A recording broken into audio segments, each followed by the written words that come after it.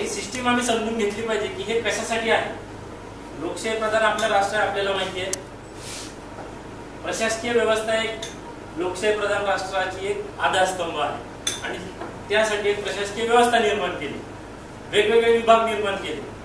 जवळजवळ 40 एक शासनाचे विभाग आहेत. आपल्याला वन विभाग माहिती आहे, फॉरेस्ट डिपार्टमेंटशी काम पडतं, तहसील ऑफिसशी काम पडतं, व्हॅलिडिटीसाठी समाज कल्याणशी काम पडतं, एखाद्या आदिवासी विभागासाठी काम पडतं. एवढे विभाग आपल्याला माहिती आहे. पण इतरही विभाग आहेत शासनाचे. तुम्ही जर संपूर्ण विभागाची जर रचना पाहिली तर जवळजवळ 40 विभाग आपल्याला महाराष्ट्र शासनाचे वेगवेगळे दिसतात.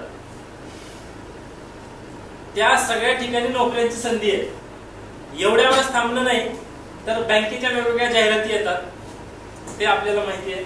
रेल्वे एक स्वतंत्र एक मंत्रालय आहे, त्यांची मोठ्या प्रमाणात रोजगाराच्या संधीची जाहिरात येते. मग आता आम्ही कुठं मागे पडतो? या प्रशासकीय व्यवस्थेमध्ये आम्हाला जाण्यासाठी भरपूर संधी आहे. आम्ही फक्त आमच्यामुळे मागे पडतो. आम्ही विचारच करत नाही. आमच्यामध्ये आम्ही काय भरून ठेवलंय, काय न्यूनगंड. ही स्पर्धा परीक्षा नेमकं काय रसायन काय आहे? काय तिथे स्पर्धा आहे? 100 जागा असतील, 200 जागा असतील, 2 लाख पोरं फॉर्म भरतात. बरेचदा पोरं विचार करतात की जागा 200, फॉर्म 2 लाख, हे कसं? मला एक सांगा की जो फॉर्म भरणारा विद्यार्थी आहे त्याला जागा किती पाहिजे? एक.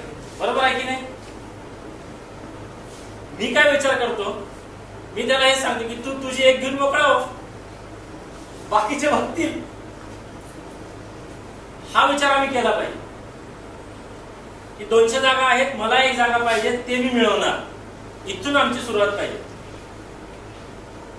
आता या स्पर्धा परीक्षेमध्ये नेमकं आहे काय? बऱ्याचदा विद्यार्थ्यांमध्ये न्यूनगंड की काय आहे, खूप कठीण असतं, याला खूप हुशारी लागते, पर्सेंटेज लागतात, असं अजिबात नाही. सरांनी आता सांगितलं की माझे 350च्या वर वेगवेगळ्या पदावर विद्यार्थी आज गेलेले आहेत. UPSC थ्रू लागलेले आहेत, MPSC थ्रू लागलेले आहेत आणि बाकी ज्या तुम्ही परीक्षा देऊ शकता, तलाठी असेल, ग्रामसेवक असेल किंवा पोलीस भरती असेल किंवा वन विभागामध्ये वनरक्षक पद असेल किंवा शिपाई असेल किंवा